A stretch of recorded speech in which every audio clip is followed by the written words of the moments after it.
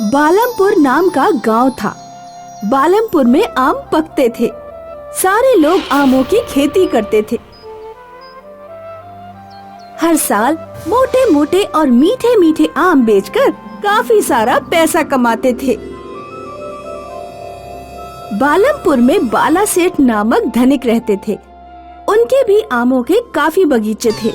उनको आम्रपाली नाम की एक जवान और खूबसूरत सी बेटी थी। आम के मौसम में आम्रपाली दिन रात आम का रस पीती थी और आम जैसी पीली पीली सुंदर दिखती थी। आम्रपाली जवान थी, इसीलिए रिश्ते आने लगे, लेकिन बाला सेठ अपनी जिद पर अड़े रहे। उन्हें चाहिए था शहरी दामाद, जिसका शहर में घर हो, नौकरी हो और मोटा सा पगार कमाता हो। भगवान ने बाला सेठ की सुन ली और आम्रपाली के लिए शहर से रिश्ता आया। लड़का डेप्यूटी कलेक्टर था। उसे देखते ही आम्रपाली पसंद आ गई।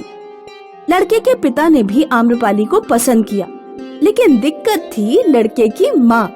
उसके तेवर देखकर बाला सेठ परेशान हो गए। लड़का बाला सेठ की परेशानी समझ गया और हल्का होने के बहाने उन्हें आम के बगीचे में लेकर आया। माँ को गांव वाली बहू पसंद नहीं है। मेरी पसंद को वो मना नहीं करेगी, लेकिन शादी में इंतजाम बढ़िया होना चाहिए। सारे बाराती खुश होने चाहिए। माँ ऐसी शादी चाहती है जो ना तो किसी ने देखी हो और ना कभी कोई देखेगा। आपने ऐसा इंतजाम किया तो बात बन जाएगी, नहीं तो शादी के बाद भी माँ आम्रपाली से नाराज रहेगी। शादी की तारीख पक्की करके लड़के वाले चले गए और बाला सेठ परेशान हो गए। दोस्तों को बुलाकर उनके साथ चर्चा करने लगे। ऐसा क्या करें कि बाराती आंखें फाड़ कर देखते रह जाएं? शहर में शादी रखें डेस्टिनेशन वेडिंग, या फिर इवेंट मैनेजमेंट वालों को बुला लेते हैं? नहीं यार, उन लोगों के लिए नया नहीं है। नया सोचो, नया। आमरस पिलाकर भगा दीजिएगा बारातियों को। उनके नखरे उठाने के लिए हमारे पास पैसों का तालाब थोड़े है। अचानक बाला सेठ एकदम से उठ खड़े हुए। उन्हें उत्साहित देखकर दोस्त और आम्रपाली भी चौंक गए। तालाब, पानी, आमरस। अरे बाला, क्या हो गया है तुम्हें? शिवा, तालाब में पानी कितना बचा है? गर्मियों में कितना बचेगा? होगा कोई 10 टैंकर। भीमा, आम की उपज कितनी है इस साल? पिछले 10 साल में नहीं हुई इतनी उपज है। भीमा भागो और गांव वालों को बोलो इस साल उनके आम शहर नहीं तालाब में जाएंगे। और शिवा, तुम मेरे साथ चलो, हमें तालाब से पानी निकाल फेंकना है। ये सुनकर सब चौंक गए। पर बाबा, आप करने क्या वाले हैं? जो दुनिया में किसी ने नहीं किया, आमरस का तालाब। तुम्हारी शादी आमरस के तालाब में होगी। ये सुनकर सारे एकदम से उत्साहित हो गए। आम्रपाली शर्मा कर अंदर भाग गई और भीमा गांव वालों को खबर करने भाग गया। बाला सेठ और शिवा तालाब किनारे आए और मजदूरों की मदद से उन्होंने तालाब में 10 मोटर पंप डालकर सारा पानी निकाल फेंका। इधर भीमा गांव वालों को लेकर आया। गांव वालों के हाथों में आम की टोकरियां थी। बाला सेठ गांव वालों से बोले, गांव वालों, हमारी बेटी की शादी है। आमरस का तालाब बनाना है। आप सब साथ दें। आम निचोड़कर रस तालाब में डालें। और सारे गांव वाले उत्साहित होकर टोकरियों से आम निकालकर तालाब में निचोड़ने लगे और देखते ही देखते तालाब आम रस से भर गया। ये देखकर बाला सेठ खुश हुए और शिवा से बोले, शिवा, भीकू नावड़ी से कह देना सारी नाव सज धज कर तैयार हो जानी चाहिए।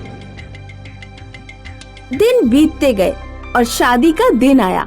सारे गांव वाले आमरस तालाब के सामने बारात का इंतजार कर रहे थे। तालाब किनारे सारी नाव सज धज कर तैयार थी। एक नाव में दुल्हन बनकर आम्रपाली बैठी थी। वो बहुत खूबसूरत लग रही थी। बारात तालाब के पास पहुंची। घोड़े पर सवार दूल्हा और सारे बाराती आम रस का तालाब देखकर हैरान रह गए। लड़के की माँ आगे आई और बोली, आम रस का तालाब बना दिया। समधी जी, इसे पीना है या इसमें डुबकियाँ लगानी है? समधन जी, आप पीकर डुबकियां लगाओ या डुबकियां लगाकर पियो, तालाब खत्म नहीं होगा।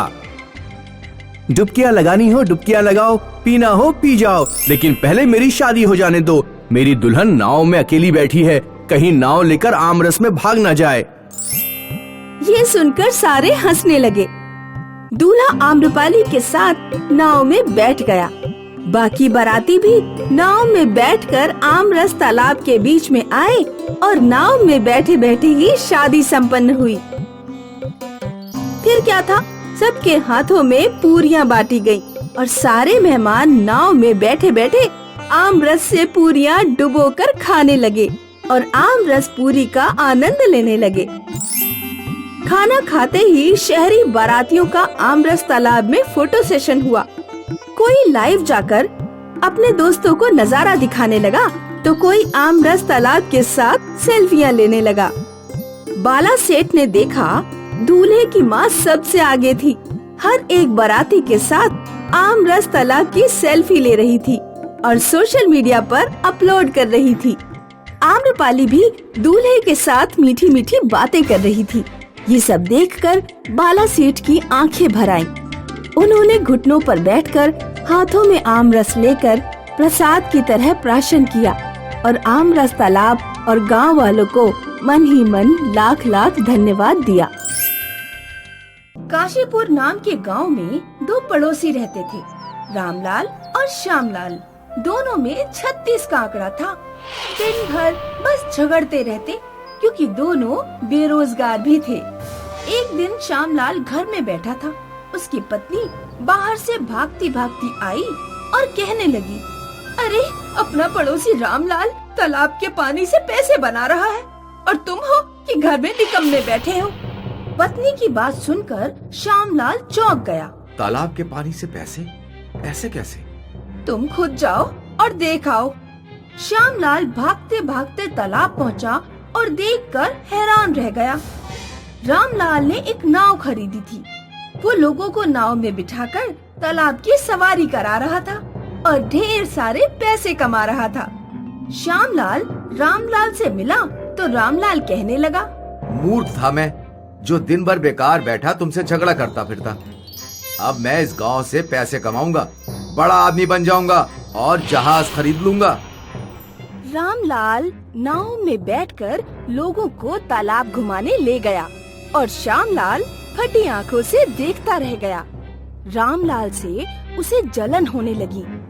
मैं भी देखता हूँ तू कैसे बड़ा आदमी बनता है। श्यामलाल एक बाबा की कुटिया में गया और वहाँ से जादुई भस्म ले आया।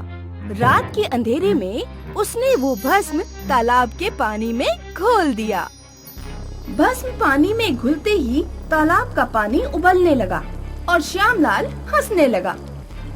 जहाज तो दूर, अब तू इस पानी में नाव भी नहीं चला सकता। सुबह हुई तो उबलते तालाब की खबर पूरे गांव में फैल गई और तालाब के किनारे भीड़ इकट्ठा हुई। तालाब का उबलता पानी देखकर लोग डरने लगे। रामलाल अपनी नाव के पास खड़ा होकर चिल्लाने लगा, चलो चलो, किसे करनी है उबलते तालाब की सवारी? पागल है क्या? नाव में बैठकर उबलते तालाब में जाएंगे तो पकौड़ी की तरह तल जाएंगे। हमें नहीं करनी कोई सवारी। सारे लोग चले गए और रामलाल परेशान हो गया। लगता है नाव बेचनी पड़ेगी, मैं तो बर्बाद हो गया। कुछ दिन बीत गए। श्यामलाल घर में निकम्मा बैठा था कि उसकी पत्नी आई और बोली, क्या निकम्मे बैठे हो, कुछ तो करो।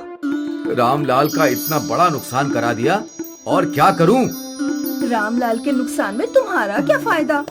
फायदा सोचो, इतना बड़ा गांव है, एक भी चाय की दुकान नहीं। उबलते तालाब में चाय पत्ती डालो और चाय बेचो।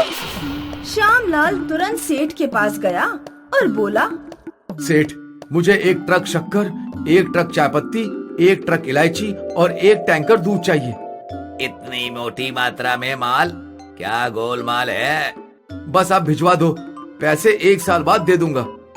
दूसरे दिन 1 ट्रक शक्कर, 1 ट्रक चाय पत्ती, 1 ट्रक इलायची और 1 टैंकर दूध उबलते तालाब के किनारे पहुंच गया।